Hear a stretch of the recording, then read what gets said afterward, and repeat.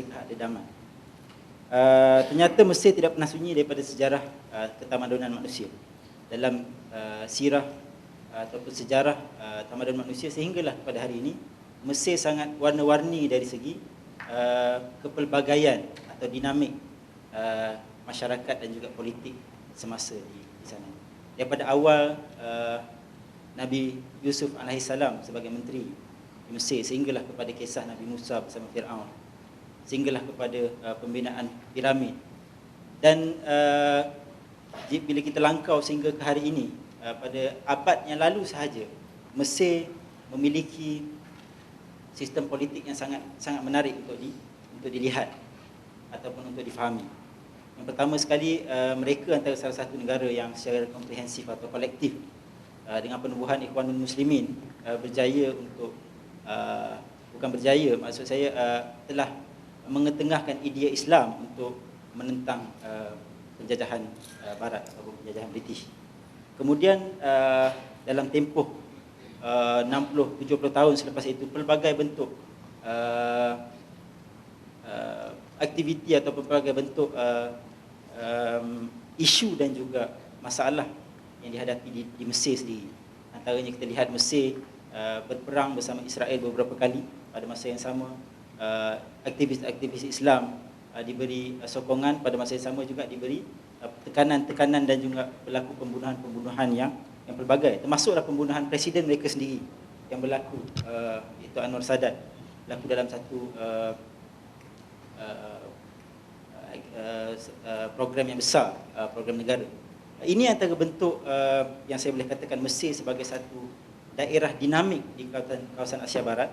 Kita ada Palestin, kita ada Jordan, kita ada Syria, kita ada Arab Saudi, yang semuanya berada pada kawasan yang hampir di Timur Tengah, tetapi Mesir boleh dikatakan stand out dari segi kita boleh katakan begitu dinamik dari segi sistem politik dan juga dari segi strategik. Baiklah, mungkin sebelum saya perkenalkan kita punya ahli panel ataupun kita punya penceramah pada hari ini, sedikit sebanyak sebagaimana yang diterangkan oleh kita punya penyampai tadi ataupun MC tadi.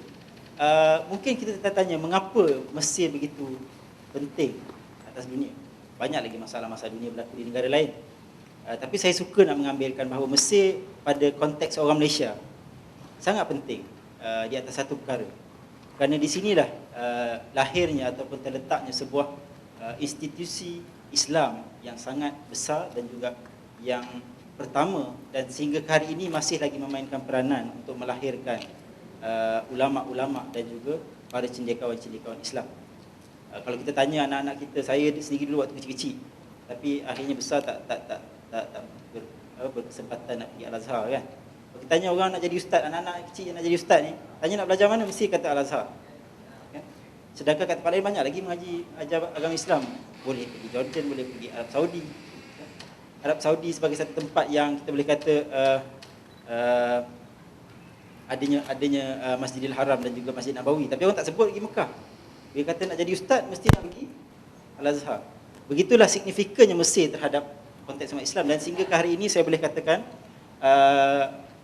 saya percaya telah lebih ratusan ribu graduan agama, bukan saja agama, graduan medical, graduan dentistry, agama yang bergraduat daripada universiti di Mesir. Kerana Mesir merupakan antara institusi pendidikan antara negara Timur Tengah yang menghasilkan ramai graduan dalam institusi pendidikan di kawasan tersebut.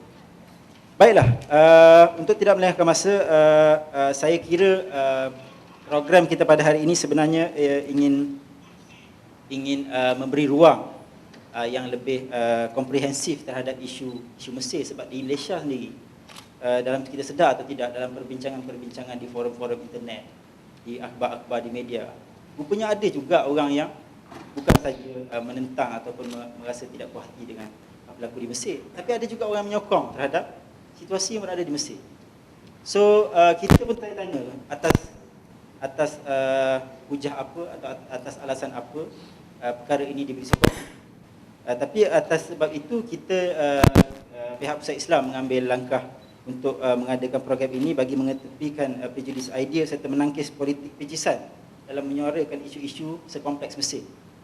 Platform pada petang ini diharapkan dapat menjadi medan akademia mengulas dengan lebih komprehensif bagi mengetengahkan kajian bernas dan idea lebih terpandu dengan bantuan pakar-pakar yang terlibat secara langsung dalam penyelidikan Asia Barat. Doktor di Fakulti Teknologi Tamadun Islam UTM, beliau sebelum ini berkhidmat selama 20 tahun di Universiti Kebangsaan Malaysia, merupakan pakar dalam bidang Asia Barat moden dan juga sejarah dan tamadun Islam.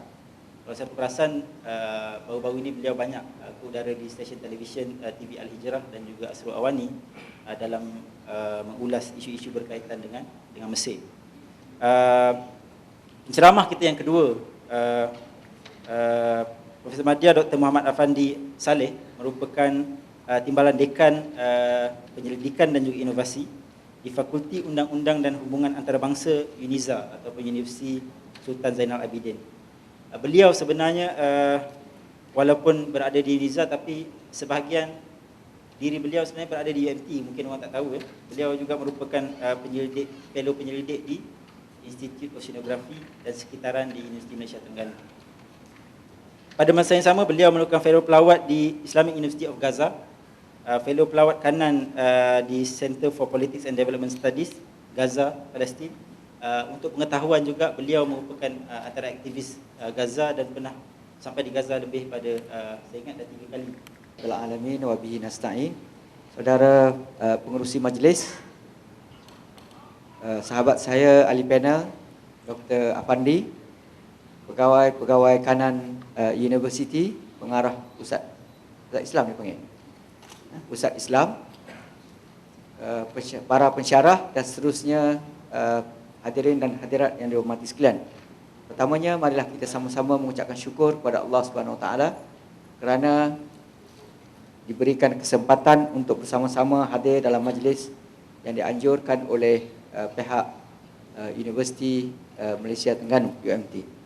Saya mengucapkan banyak terima kasih kepada pihak penganjur kerana menjemput saya untuk hadir bersama-sama dalam pertemuan kita pada petang ini, dan saya cuba insya-Allah untuk menjawab beberapa persoalan yang mungkin menjadi persoalan utama di dalam pemikiran tuan-tuan dan puan sekalian. Tapi oleh kerana waktu petang ni waktu yang sangat baik untuk tidur, ya, saya pun tak boleh nak buat apalah. Siapa yang nak menyenggeng lah dulu, ya. Kerana waktu yang sangat baik. Cuma kalau aircon kalau lepas sejuk sikit lagi, saya rasa lebih ramai orang tidur, ya. Setakat ni kira comel, ya, sedang molek, ya. Tuan-tuan dan puan sekalian, pada petang ini saya akan membincangkan beberapa perkara yang terakhir, ya, beberapa peristiwa yang terakhir berkait dengan perkembangan di Mesir, iaitu beberapa maklumat yang kita dapat berkongsi bersama insya-Allah selepas daripada peristiwa kudeta Mesir. Ini pengenalan yang saya nak kongsi dengan tuan-tuan. Yang pentingnya, satu saya rasa dah ada, dua sebahagian daripadanya dah tahu. Apabila kita bercakap tentang kudeta di Mesir, terdapat beberapa kecenderungan di kalangan rakyat Malaysia khususnya kepada mereka yang mengambil perhatian, ya, dan prihatin. Mereka terlalu sedih, ya, apabila berlakunya kudeta di Mesir. Kata, oh, sudah tidak ada harapan lagi, ya, di mana silapnya, apakah ada damai. Itu semuanya ialah rasa hati yang seolah-olahnya orang putih kata that's the end of the world, ya. Itu yang pertama dan itu yang terakhir. Tapi kalau kita lihat kepada sejarah konflik ataupun pertembungan di antara demokrasi yang dibawa daripada Barat dengan kepentingan mereka dalam konteks sejarah umat Islam pada zaman moden, maka kita akan dapati terdapat beberapa peristiwa di mana peristiwa yang berlaku di Mesir ini adalah bukan yang pertama dan bukan yang terakhir. Yang pertama saya sebut di situ ialah Iran, ya. Revolusi Iran yang berlaku pada tahun 1979 juga merupakan satu percubaan di kalangan pimpinan umat Islam Syiah untuk mengembalikan masyarakat Islam kepada ajaran Islam dari segi politik, ya. Dan boleh saya sebutkan selepas 30 tahun sebahagian daripada program Islamisasi itu tidak sampai kepada matlamat, menyebabkan berlakunya beberapa kelemahan dan juga kekurangan. Yang kedua ialah Algeria. Ya. Algeria apabila dilakukan pilihan raya tahun 1991, parti FIS yang menang dalam pilihan raya pimpinan Abbas Madani dan juga Ben Haj diberi peluang untuk memerintah selama 1 tahun. Selepas 1 tahun berlakunya kudeta, rampasan kuasa seperti yang berlaku di Mesir, ya, pada 3 hari bulan Julai, dan berakhir dengan berlakunya peperangan saudara selama 10 tahun. Ya, daripada tahun 92 sampai 2002. Sekarang ni Algeria menjadi sebuah negara yang paling tidak stabil di Asia Barat dari segi politiknya. Yang ketiga, tuan-tuan dan puan sekalian, ialah pengalaman di Turki. Percubaan kerajaan Turki, Perdana Menteri Turki pada tahun 1960 untuk mengadakan reformasi yang bertembung dengan kepentingan Mustafa Kamal. Apa yang berlaku ialah Adnan Menderes telah digulingkan oleh tentera tahun 60. Dan peristiwa yang kedua yang berlaku di Turki ialah tahun 1996 apabila Erbakan memenangi pilihan raya. Selepas setahun, tentera Turki bangkit dan menjatuhkan kerajaan Erbakan. Ya? Sehingga mereka terpaksa mengambil pendekatan baru dan akhirnya mereka dapat bertahan setakat ini sehingga lebih daripada 10 tahun. Ya? AK Parti yang dipimpin oleh Erdogan ataupun Erdogan. Ya? Erdogan apa-apa je lah. Ya?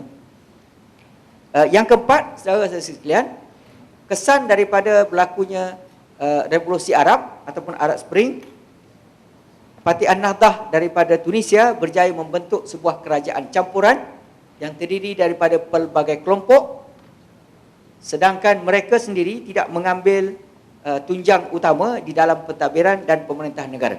Mereka tak jadi presiden, mereka tak jadi Perdana Menteri, walaupun berlakunya kacau bilau sedikit di dalam di Tunisia, nampaknya setakat ini masih boleh bertahan. Ya?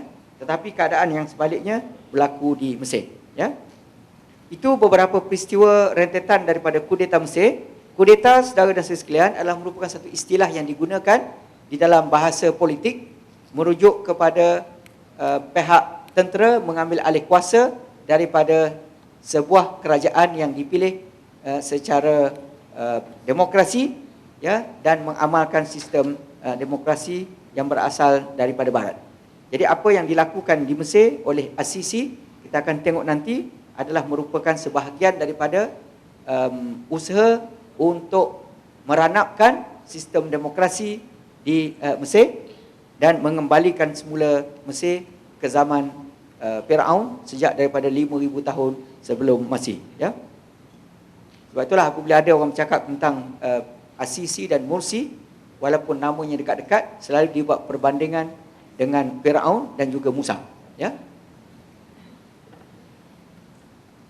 Memang Sisi dengan Mursi ni tak ada dalam Quran lah, jangan cari. Ya?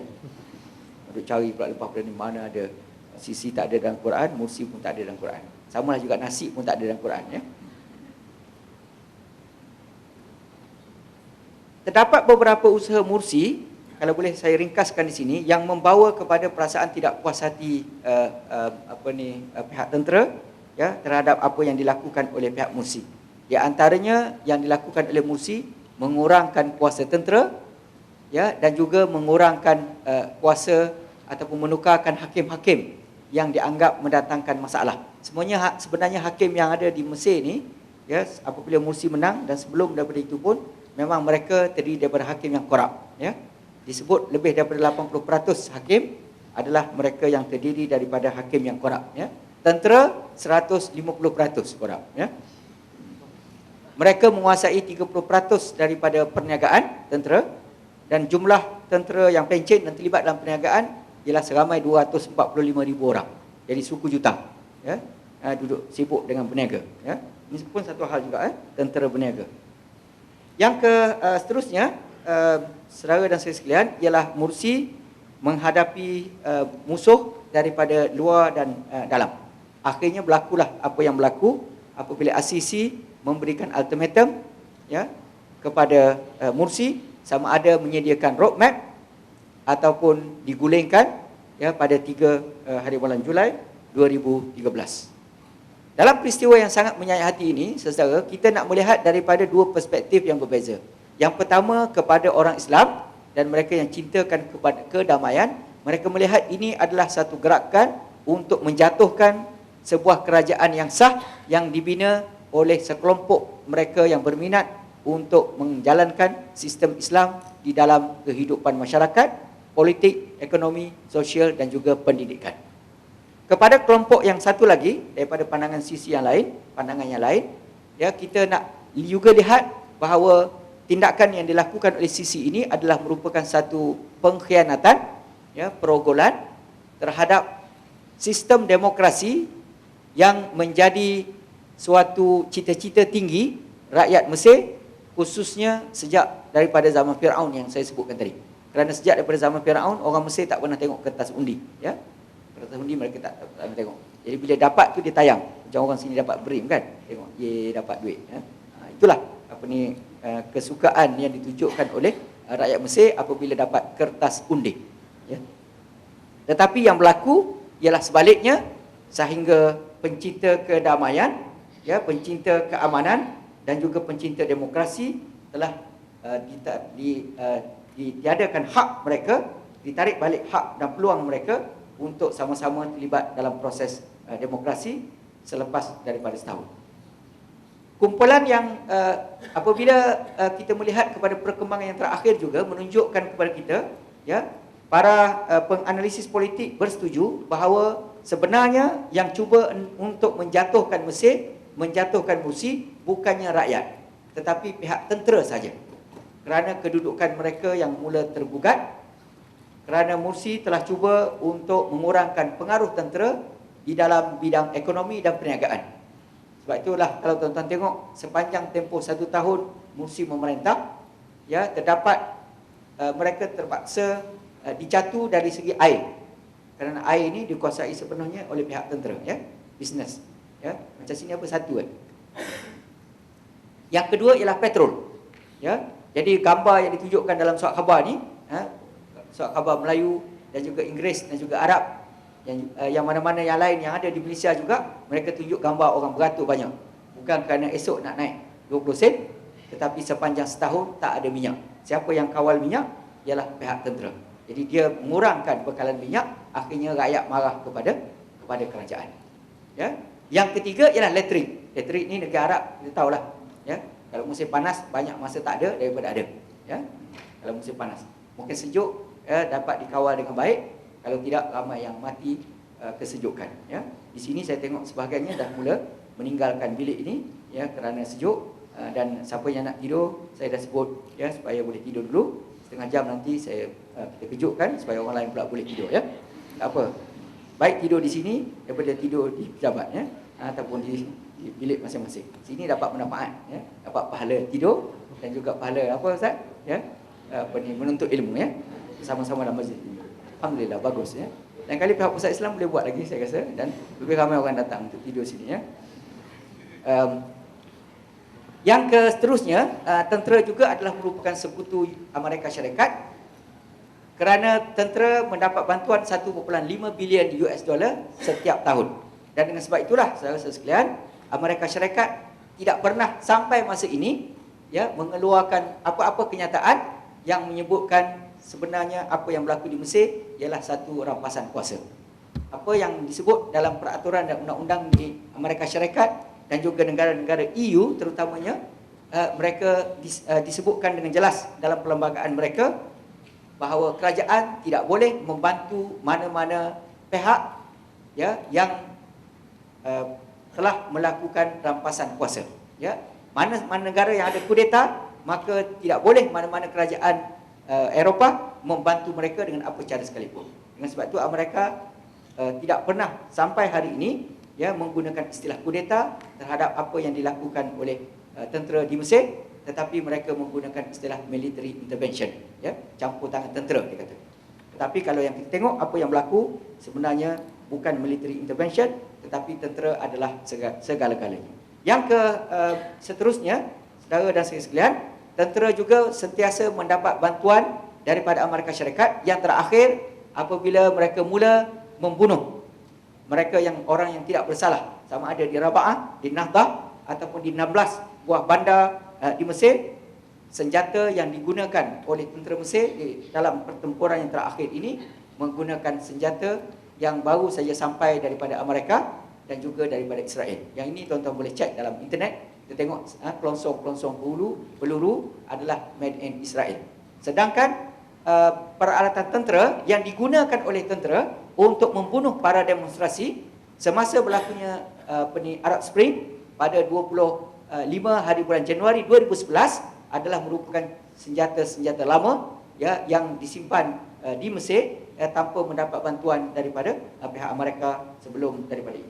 Yang kedua, saudara dan saudara sekalian, yang terlibat di dalam usaha untuk menjatuhkan kerajaan Mursi ialah rakyat, terutamanya orang muda yang dipengaruhi dengan media baru tanpa mereka memahami bahawa apa yang mereka lakukan itu sebenarnya telah balik ke belakang, pusing ke belakang, reverse, ya, corner lepek, ya, sehingga akhirnya menyebabkan masyarakat umum menjadi mangsa kepada usaha-usaha yang dilakukan oleh kelompok pemuda yang tidak ketahuan ini.